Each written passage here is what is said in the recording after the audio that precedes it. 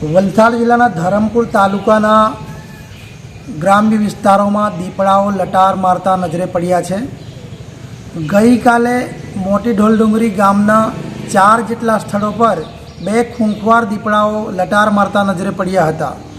વિસ્તારના આદિવાસી નેતા કલ્પેશ પટેલે દીપડા લટાર મારતા હોવાનું જાણી તત્કાલ ધોરણે વન વિભાગને જાણ કરી હતી અને વન વિભાગના અધિકારીઓ પણ દીપડાને ઝડપી પાડવા માટેના ચક્રો ગતિમાન કર્યા હતા। દીપડાઓ લટાર મારી રહ્યા હોવાનો વિડીયો વાયરલ થતાં મોટી ઢોલડુંગરી ગામના જ નહીં આસપાસના ગામના લોકોમાં પણ દહેશત વ્યાપી છે। ત્યારે આ દીપડાઓને વન વિભાગ જેમ બને તેમ ઝડપથી ઝડપી પાડે અને સુરક્ષિત સ્થળે મોકલે એવી લોકો માંગ કરી રહ્યા છે।